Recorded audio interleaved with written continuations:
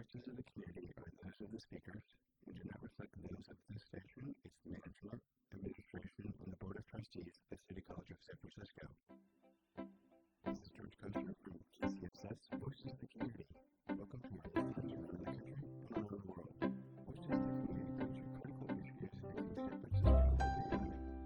We introduce you to voices who are working on solutions that community members, neighborhoods, cities, and our region. I would appreciate your feedback and comments on what you'd like to have the show, what topics you want to hear more about or less about. So please go to Mixcloud and search for Voices of the Community and comment in the comment section. Welcome to today's show. This is part 3 of a 4-part series focused on the accreditation of City College of San Francisco. City College of San Francisco's accreditation crisis began in 2012.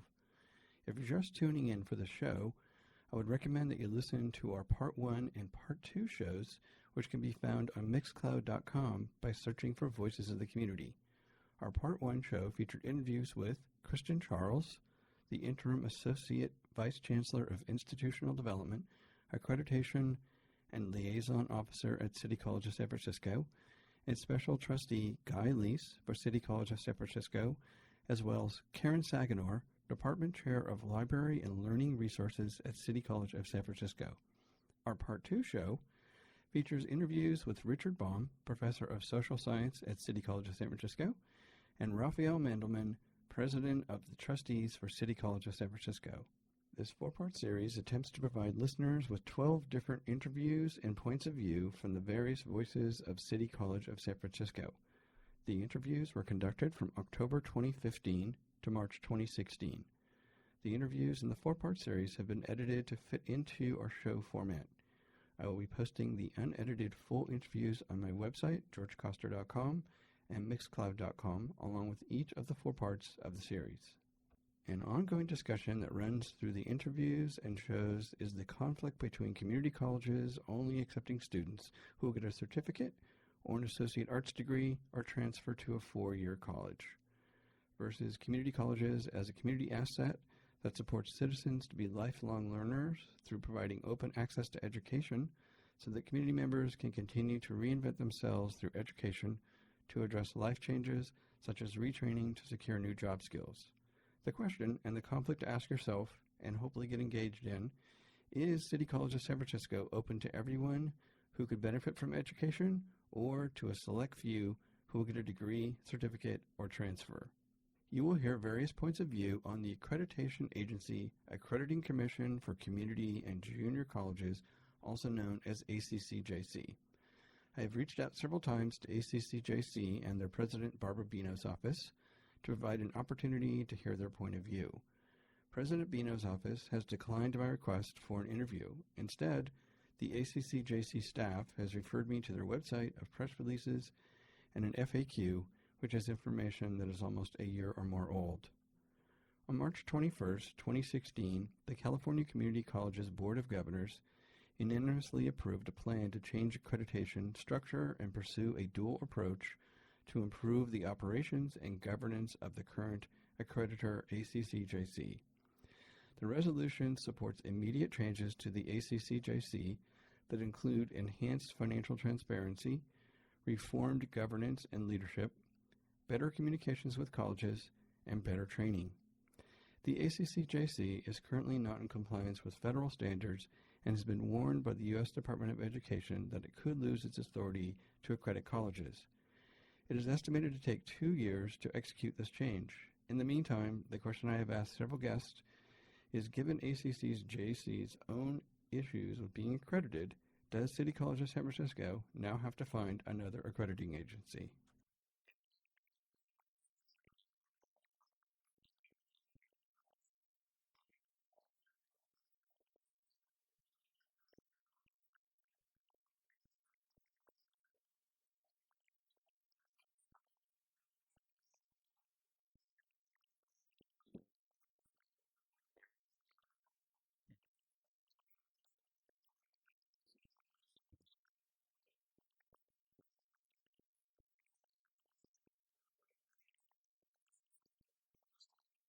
Let's now turn to our interview with City of San Francisco attorney Sara Eisenberg to provide her insight into the lawsuit filed by the City of San Francisco and the status of the accreditation process with ACCJC as of fall of 2015.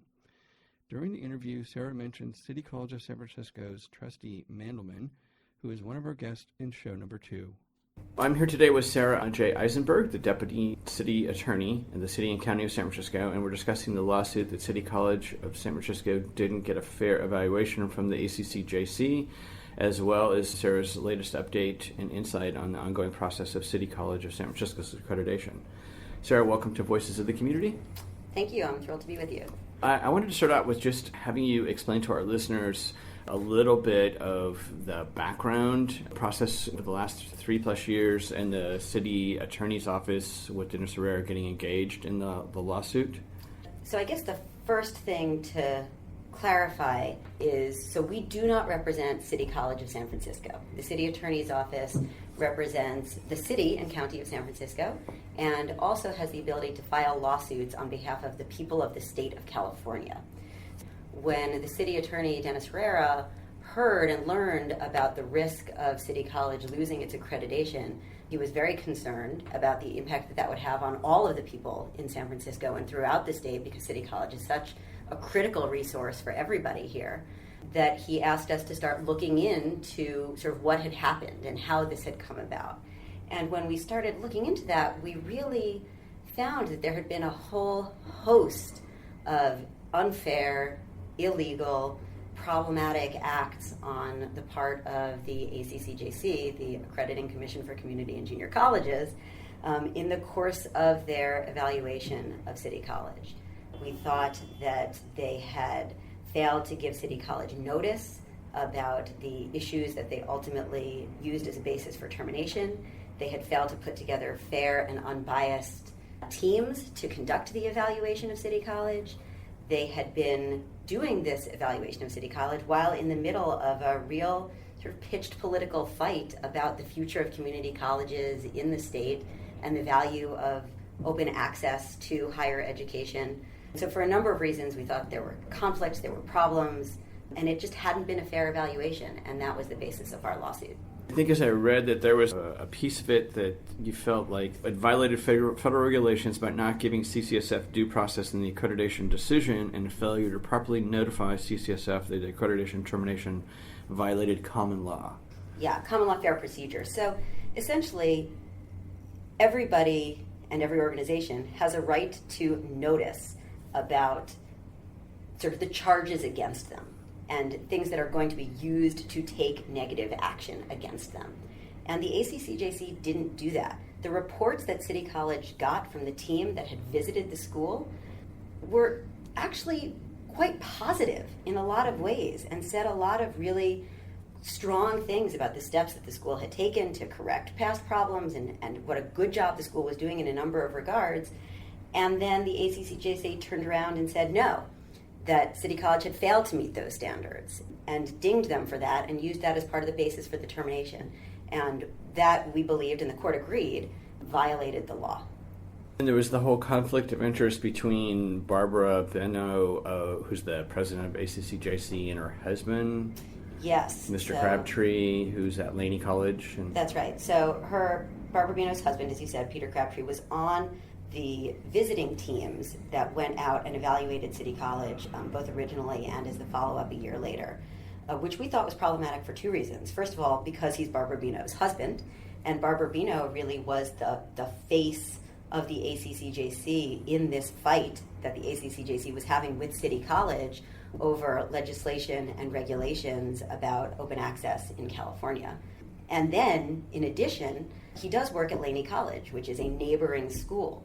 And the ACCJC's own employees who are in charge of putting these teams together had said to us in deposition that he thought it was an obvious conflict if somebody from an adjoining district, an abutting district was the words that he used, was on a visiting team. Because if a school got a negative evaluation, that might cause students to go to the neighboring school. And so we thought for both of those reasons, Peter Crabtree's participation on the team was inappropriate. As I recall, Judge Carno disagreed, I think it was, in his judgment that he didn't see it as a conflict, as I recall. That's right. He didn't see it as as a serious conflict to warrant remedial action. We disagree with that, but that was his decision. Could you provide me a little bit more on the backgrounds on the allegations that ACC engaged in unfair practices through its, I thought this was interesting, through its political lobbying with the Student Success Act of 2012? That appeared to be another whole other, to your point, issue going on in the background. Yeah. So at the same time that the ACCJC was evaluating City College, there has been both nationally and throughout the state and locally a debate going on about, as resources are becoming more and more limited because of fiscal issues, whether colleges should be admitting everybody and allowing people to be lifelong learners and to have multiple chances and to really keep the school open for everybody who could potentially benefit from education, which is sort of the open access idea, versus trying to funnel those resources to the students who have the highest chance of, I would say, quote unquote, success. And there are strong arguments on both sides. There are strong people on both sides. But City College has very much been an open access advocate, and the ACCJC has very much been a quote unquote student success advocate.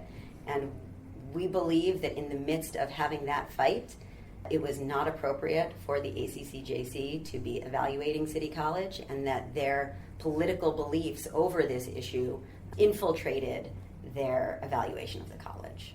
I want to turn back to Barbara Benno because I was reading in October of 2014, right, when it finally came to court. Yes. And you had 2 days in front of Judge. It was just in front of a judge. 5 days. 5 days. 5 okay. days. 5-day trial. Yep. Ended on Halloween. Can you share a little bit about some of the testimony from Barbara Benno on the stand? Because it appeared like she almost incriminated herself.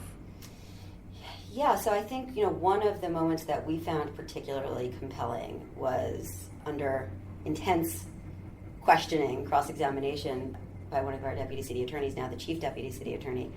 Barbara Benno admitted that she changed things that were in the team's evaluation report of City College. So as I mentioned earlier, the teams had found that City College complied with a number of standards that the commission later said they did not comply with. And what we learned was that Barbara Benno had changed that in her role as a, quote, reader, which is supposed to be just sort of a proofreading function, she had made real substantive changes to the report and had changed certain things from City College meets the standard to City College does not meet the standard, which we really believe violated City College's right to an evaluation by its peers who had been there as part of the team investigating City College. So we were pretty surprised to actually get the confirmation that that is what had happened there. This is George Koster from KCSF's Voices of the Community. You've been listening to an interview with City of San Francisco attorney Sara Eisenberg regarding the lawsuit filed by the City of San Francisco and the accreditation process. We'll be right back after this announcement.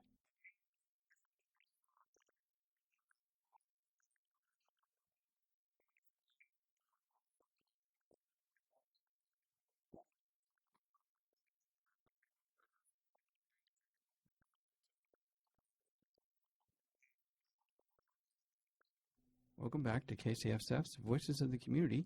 This is George Koster, and today we're discussing City College of San Francisco's accreditation crisis with City of San Francisco attorney Sara Eisenberg. Let's get back to our interview. What was the outcome of the trial? So the judge found that the ACCJC had violated the law in several different regards, had acted unfairly and unlawfully in its evaluation of City College in a couple of ways, including failing to have sufficient numbers of academics on the teams and failing to give City College notice of the basis for its ultimate termination. So another sort of big issue that we had been dealing with throughout all this was what is the appropriate remedy for these violations? And what the judge said is, the biggest problem was this lack of notice, that City College did not have a fair procedure. They weren't notified about what the real problems were. They never had a chance to address them. And so he ordered the ACCJC, if City College requested it, which they did, to prepare a new report that gave City College notice of all of the potential issues and gave City College an opportunity to respond to that. the ACCJC did prepare something for the college did respond to it, and at the end of that, the ACCJC decided that it did not change their view, that as of 2 years ago, City College should still have been found to be in violation and be terminated. City College, however, remains on, I'm forgetting the restoration status. Restoration status, right. A and special so status that, created just for them. That's right. So that process still remains in place. Do you feel at the end of the day that you were able to, have some impact on the accreditation process and on ACCJC's behavior? I do, very much. I think that as an initial matter, just having a judgment that the ACCJC violated the law, and there's been a lot of talk for a lot of years that the ACCJC isn't doing things fairly and isn't doing things justly, but to have a written decision on that from a respected state court judge saying, that's right, the ACCJC broke the law, and they have to follow the law too. They too are accountable, and they have to be fair, and they have to be unbiased, and somebody is watching them. And they can't get away with not doing things the way that they are supposed to do it. So I think that was a huge victory. We did early on in the case get a preliminary injunction that stopped the early closure of the school in 2013, which gave everybody some time and some breathing room, which I think was a big boon. So I am very pleased with the outcome of the case.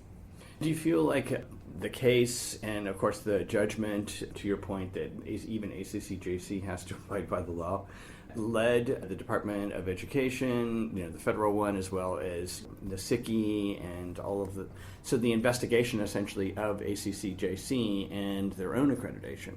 Yeah. I think it was a factor. I think that a lot of things came together all at once, and a lot of more attention started being paid to the ACCJC's practices, both because people started, making noise about it, and the city attorney got involved, and a lot of people started focusing on it. So I think all of those factors have kind of come together, and the ACCJC is really starting to feel the pressure as a result of their bad acts.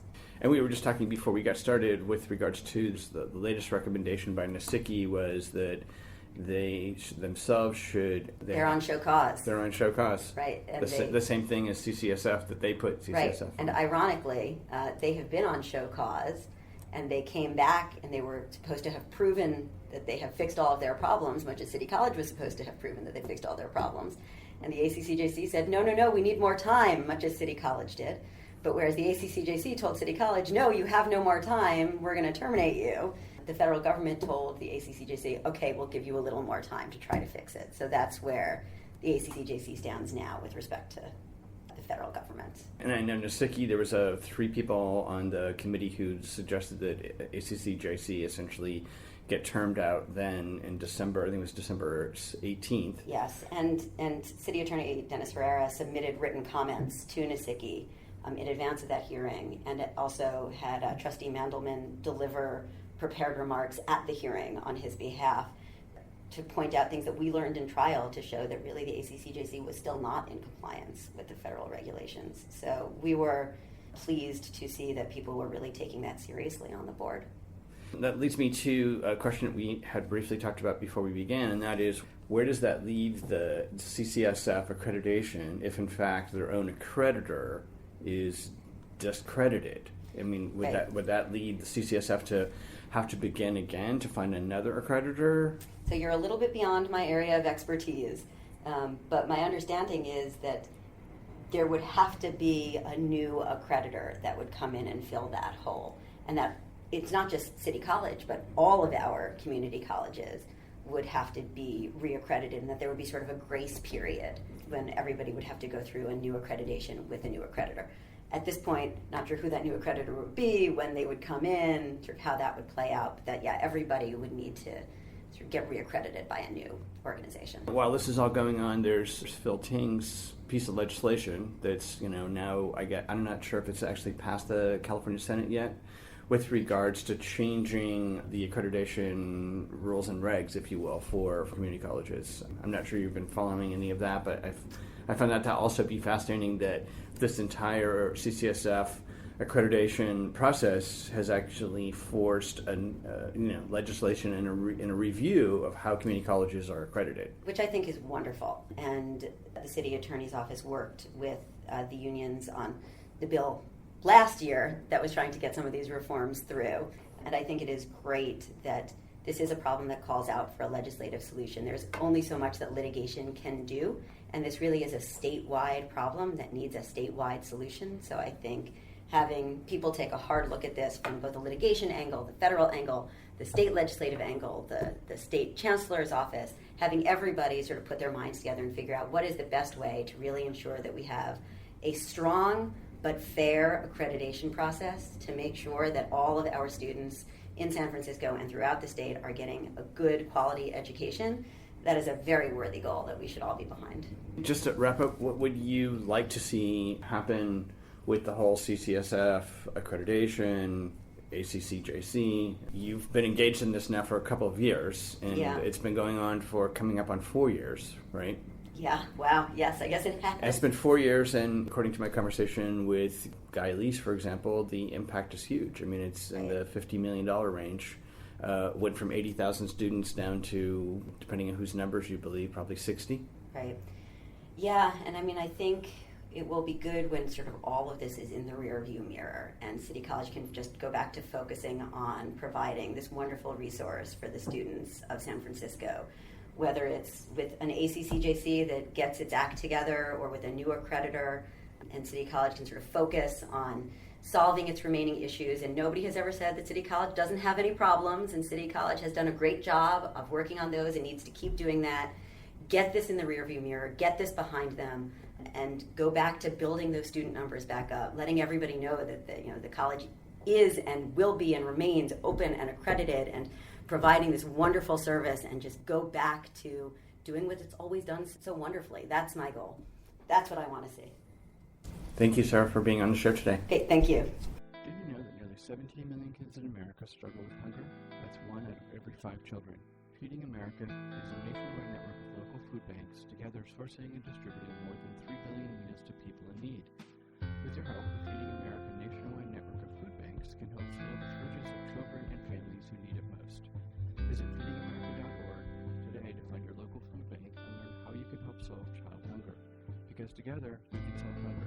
A public service announcement brought to you by Feeding America. Understanding your finances is a key to a strong financial future. And good financial decisions don't have to be big or overwhelming. Little things like putting money into a savings account every paycheck or paying down your credit card each month can go a long way to getting you in the right financial track. So, don't be the one who makes bad decisions and gets left behind. Visit feedthepig.org for tools and tips to get started on the path to financial stability. This message brought to you by the American Institute of CPAs and the Ad Council. This is George Coster, and you're listening to KCSF 90.9, your community, your radio. Welcome back to the second half of KCSF's Voices of the Community. This is George Coster, and this is part 3 of our 4-part series on City College of San Francisco's accreditation crisis.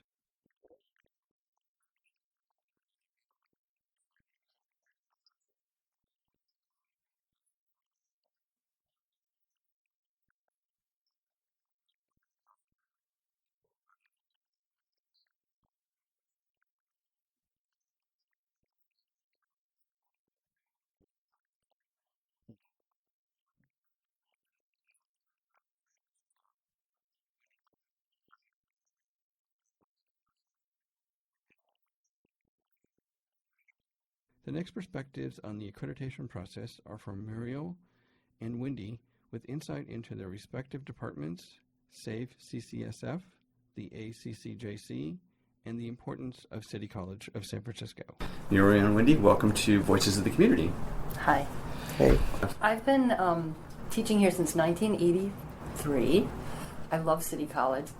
You know, for the majority of my time here, up until this accreditation crisis, I've just spent my time in my department in the classroom, and I've loved it. And I love looking around and seeing the other departments and the diversity offered, and I've taken advantage of various lectures and so forth. But I'd say that I pretty much stuck to my department until this happened. And then I realized that the school was under attack, and what I valued so much in the school was under attack. And so I came out of my classroom and I got involved. And how did you get involved?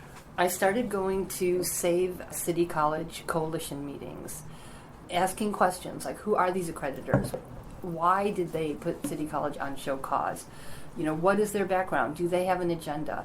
And really delving into those kind of questions exposed to me the fact that there's something very wrong with the accreditors who, the ACCJC, who accredit all of California community colleges. And I'm realizing that it was not about meeting accreditation standards, it was a political fight. And I was down for getting into a political fight to save my school. And were you a part of the original group? No, those were students that created it. Immediately, as soon as the school was put on show cause, the students came together to ask those questions. It wasn't until 6 months later that some of the faculty started organizing and developing kind of a faculty branch of the coalition. But we work very closely with the students. And Muriel, your background with CCSF? Yeah, I started working for CCSF in 1993 as a counselor with Disabled Student Services. And I have since been the coordinator, and now I'm the department chair. And I got involved with the Save City College Coalition through the idea of the Student Success Task Force, realizing that the new regulations that were being formulated in Sacramento were really going to have the group of students that I serve, students with disabilities, also other populations, were really going to be hurt by some of those regulations. And then the accreditation issue happened, and then we all started asking questions. And I started going to the Save City College Coalition meetings and then got involved in that point. And so I think for the listeners, it would be helpful if you could give us a little background on the disabled students programs and services here at City College. How does it help the students? Disabled Students Programs and Services provides federally mandated academic accommodations. So if a student needs assistance in a classroom in order to succeed academically, if they need something in Braille or large print or an aid in the classroom or extra time for testing, we provide those services, and those are federally mandated. It's not something by choice, sign language interpreter or things like that. We also provide special classes for specific special groups, like students with acquired brain injury. We also have a lip reading class, and we have a computer lab that has a special technology that's used by students with disabilities in order to assist them in getting a paper done or organizing their thoughts.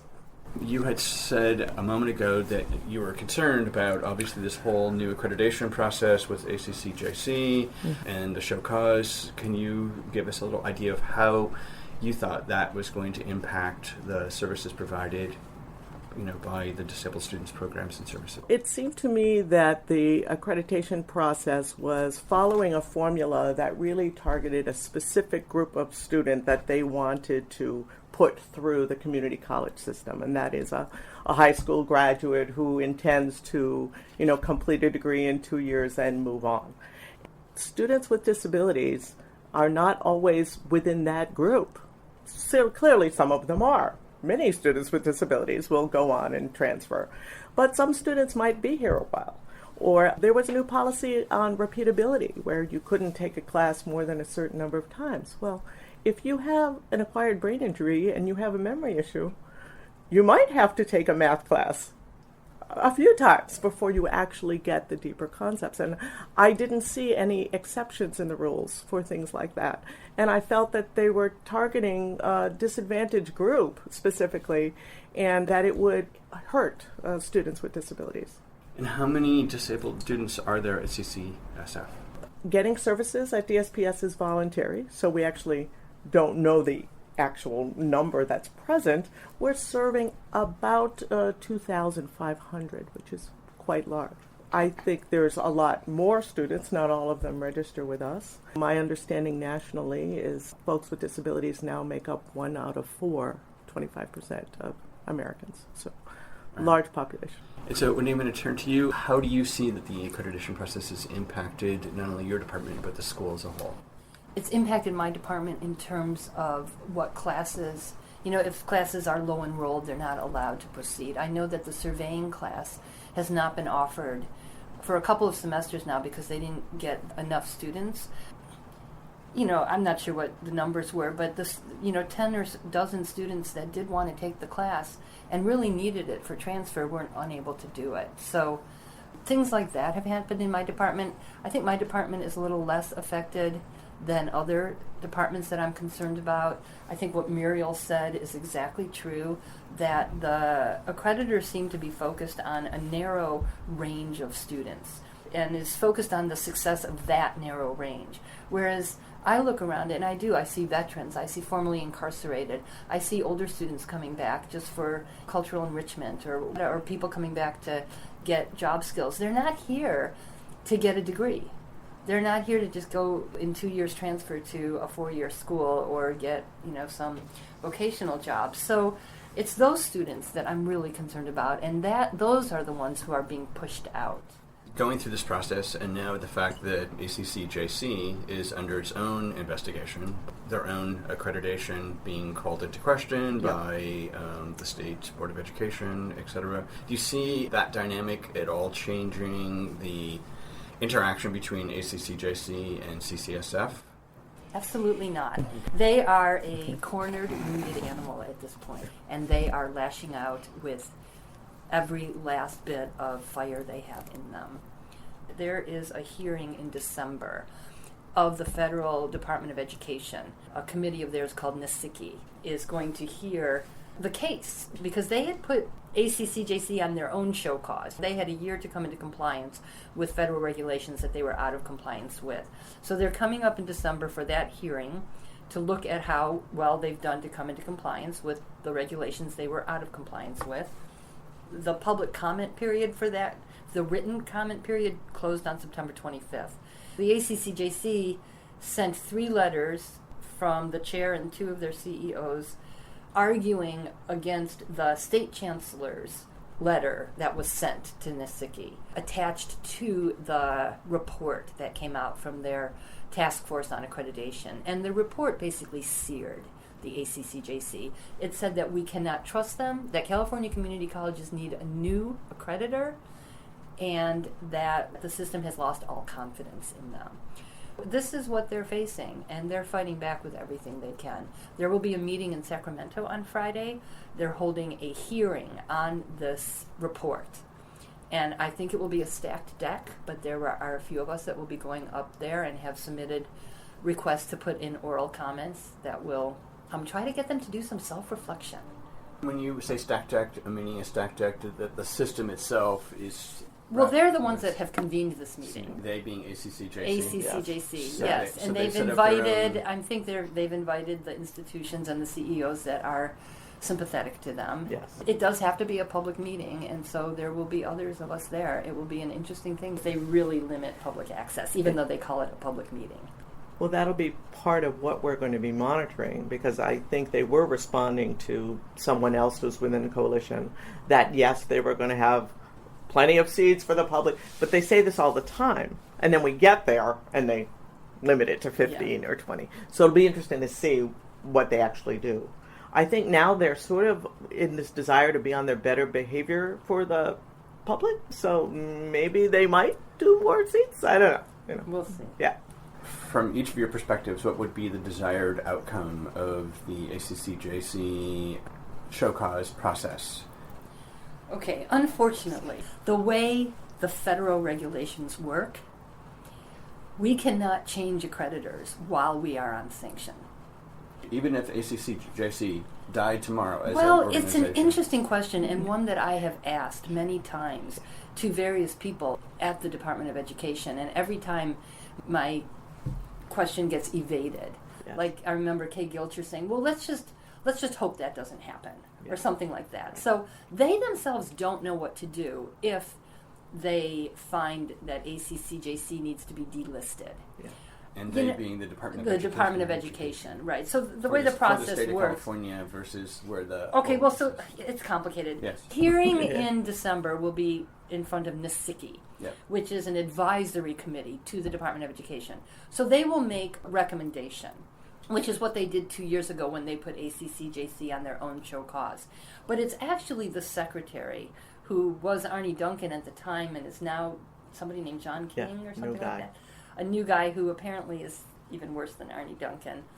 He's the one that ultimately makes the decision. And so, but Arnie Duncan did send a letter to the ACCJC saying, basically, you better come into compliance with these regulations. And so that's what the hearing in December is about. It is so clear that they have not come into compliance. It is so clear that they do no self-introspection or acknowledge a need for improvement. In the words of Senator Nielsen, he has never met a president, Barbarino, that is more arrogant, condescending, and dismissive. They're not addressing the problems, the real problems that they have. You know, City College had real problems. We're addressing them. We really have taken a look at ourselves and have improved a lot of our processes and procedures and all the things that we need to do to meet accreditation standards. They have never been able to take criticism and try to improve it. You asked a little while ago, I think, about ideally what could happen. Ideally, I would hope that this was an organization that actually cared about the education of students and cared about the community college students of California and actually worked with California community colleges to improve the quality of education that they're offering. That's not what their agenda is. What do you believe is their agenda? Well, I think their agenda is to narrow the focus of California community colleges so that the students that are on the periphery, that are like the art students or the music students, they go to private schools. The students that they don't care about just don't go anywhere, like the formerly incarcerated or the guardian scholars or the vets. Or disabled students. Or disabled students or immigrants, English as second language. Right. They don't care about those students, so they don't go anywhere.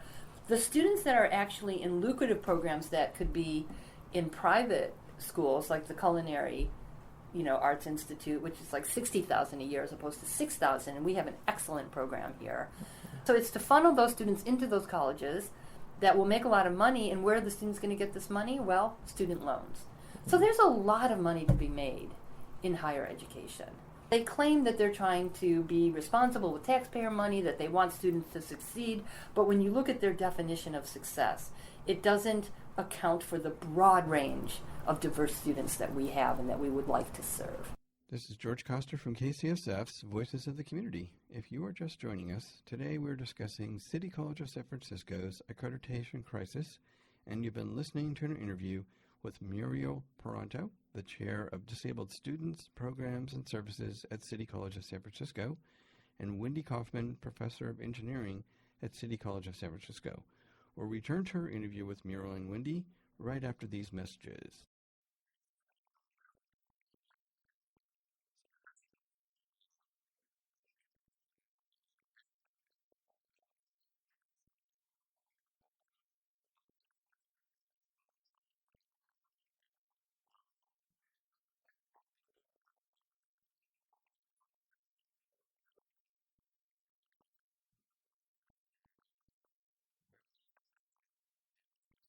The Hispanic Scholarship Fund has the information you need to help your kids go to college.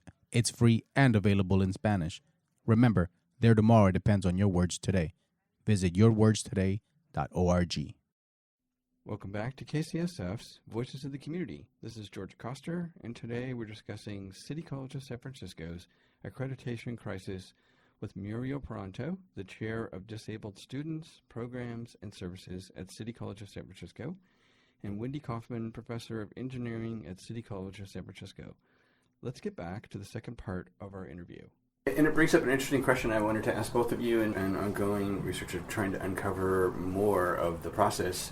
One of the messages that came through was the concern that whether it's ACCJC and or just the private industry that surrounds them is looking at trying to privatize community colleges. That's right. I'd love to get each of your point of view on that. Muriel, yeah. I think that that's a movement across the country, sort of the privatization of public resources. That's happening in education, and it's certainly one has the sense of that in the midst of this accreditation crisis, that it's playing some kind of role. But there's a lot of variables going on here. I have a sense that that certainly is affecting what's going on in education across the country and what's happening with the California community colleges. I wouldn't say that they were trying to privatize the community colleges themselves. They're downsizing them so that the students that are being left out have to go into these private, more expensive schools. Or perhaps not go to school at all. Or not go to school at all, exactly. How do you see this entire accreditation process and taking multiple years to do has really impacted the school? Enrollment is clearly the sort of the baseline of where we get our funding. Right. So if the enrollment goes down, it's going to affect everything else, including whether or not faculty get an assignment the next semester, how many faculty and staff have been laid off, how many have had a reduced load. There's been a huge sort of movement towards early retirement or folks leaving for another position that they feel is more secure within the city, right? So they would leave City College and, move to another department. There's been sort of like this exodus out of fear. In my opinion, not a strong enough response on the college's part to actually put in an effective education informational campaign that we're open and we're here and we're pushing back against what we perceive to be an unfair accreditation process. The college, in my opinion, has not actually done that successfully. And I think they would differ on that point and tell you that they spent X amount of money, but you can spend X amount of money in an ineffectual way. That's been the most disappointing to me, that I think there was a better way to get the word out.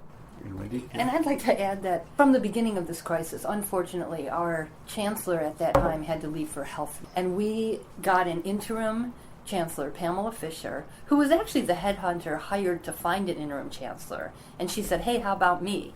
Okay, so there's your first kind of red flag, I think. There was a conflict of interest there.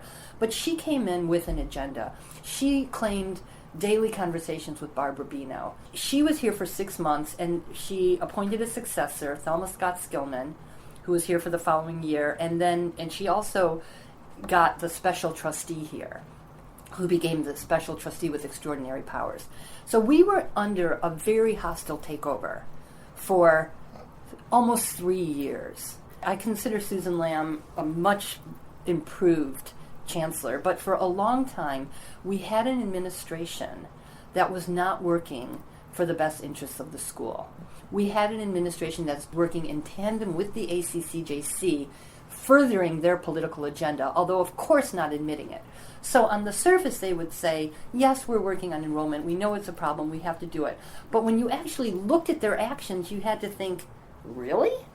Because the things that they were doing, first of all, as Muriel said, were so ineffectual. Yeah. And second of all, there were things that they weren't doing that were no-brainers, like printing a catalog, which would go to every household in San Francisco and has for the last, 50 years, and then for the very first time when there's all this newspaper coverage about us maybe possibly being closed, not sending it out. So what kind of message is that? There's also been a lot of media stories that our administration should have been in front of, or at least as soon as those stories came out that looked negative, they should have held a press conference and said, we are open, we're accredited, we're here to serve you. They didn't do any of that.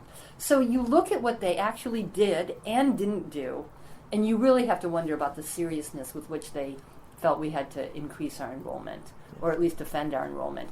Personally, I think it's clear that they were working to downsize the college.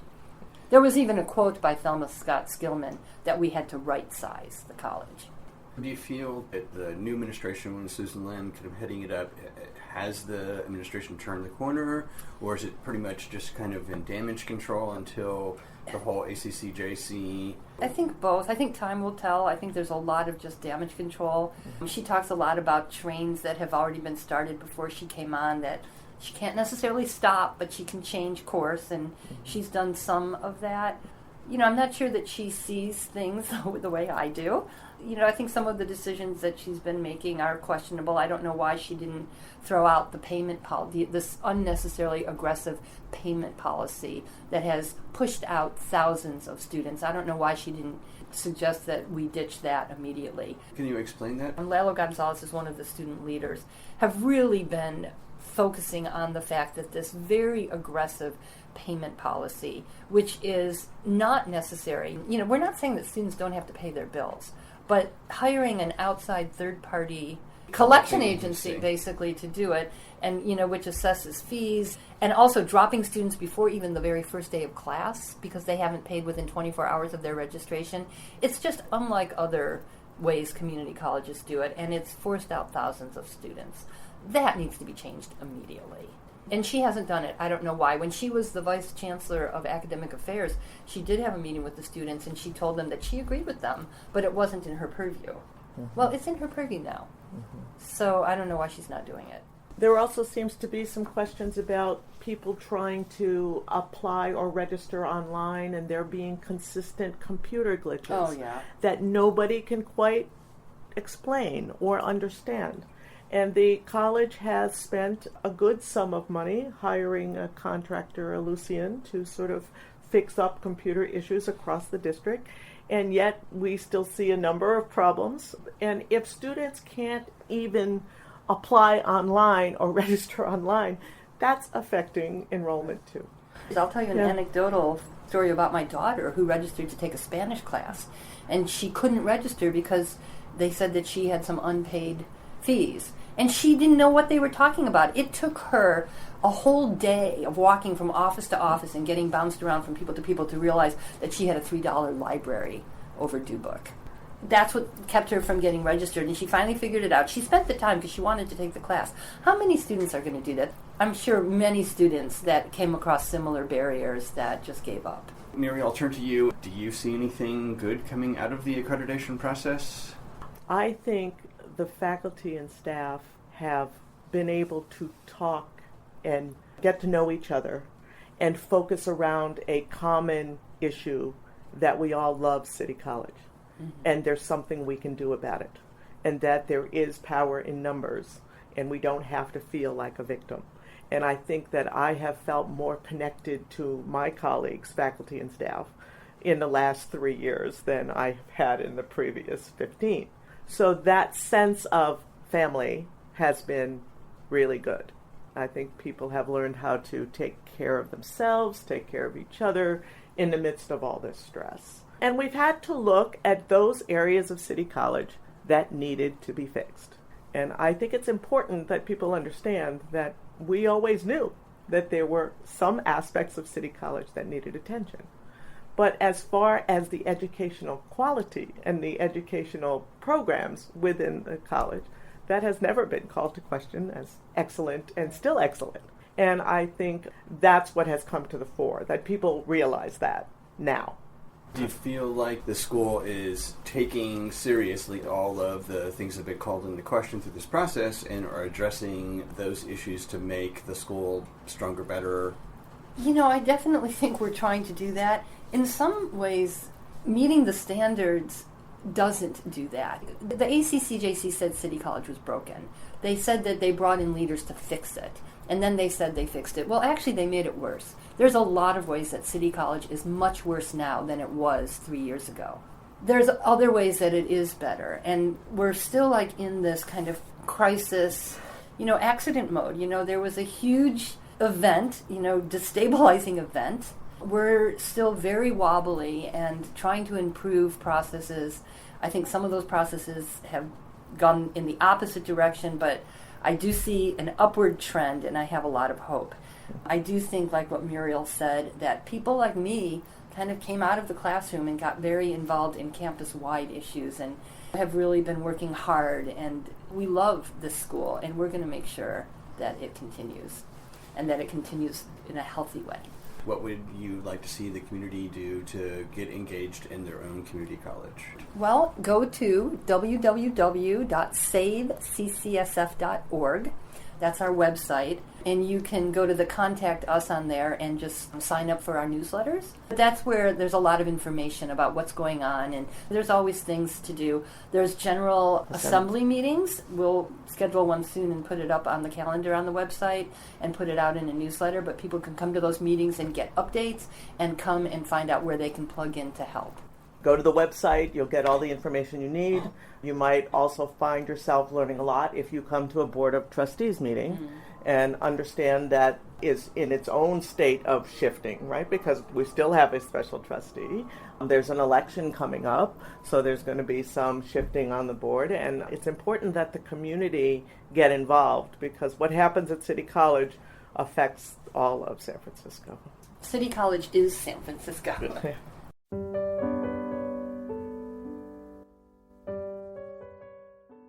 Just this second, another kid dropped out of school. If we do nothing, 3.5 million kids won't receive a diploma over the next 4 years. United Way knows that kids who have a caring adult in their life are more likely to make it, and the difference between a dropout and a graduate could be you. Take the pledge to volunteer now at unitedway.org. Brought to you by United Way and the Ad Council. Our next voice of the community is City College of San Francisco student Eric Estrada, who shares his perspective on the importance of attending City College of San Francisco to identify and pursue career opportunities, as well as what the impact of the accreditation crisis has had on his student experience. This is George Coster from KCSF's Voices of the Community. I'm here today with City College of San Francisco student Eric Estrada, discussing his experience in attending City College of San Francisco and the impact of the accreditation crisis. So Eric, how long have you been attending City College of San Francisco? I would have to say I've been attending City College of San Francisco for 4 semesters. Why did you attend City College of San Francisco? I attended City College of San Francisco because fresh out of high school, I didn't really know what I wanted to do. So I came to City College to figure out what am I interested in, what kind of field I want to get into, what kind of work I want to do, that kind of thing. How has your experience been in attending City College? I would say my experience has been very, eye-opening because you get to experience all these different teachers and all these people that come from different walks of life. And I would have to say that it's been interesting because, like how I said, I may have one point of view, which is a more young person's, I guess you could say, point of view. But then you have, older students here that basically have a different point of view and they don't see the same thing as I do. Has that been a good experience for your learning, for learning new skills? Have the sharing of youth's point of view, elder students' points of view been productive? I would say so, because one thing is that you understand where the industry, like for example radio, you understand where the industry started and how certain things were done versus now how, as time progressed, different strategies were implemented in radio. And so, again, it impacts me because, again, I understand where the history of it is based out of, but then you see how times have changed and how different strategies have been implemented into the radio industry and kind of how it's led into like kind of a domino effect of how we experience radio today. How has going to City College of San Francisco helped you in your career or your academic goals?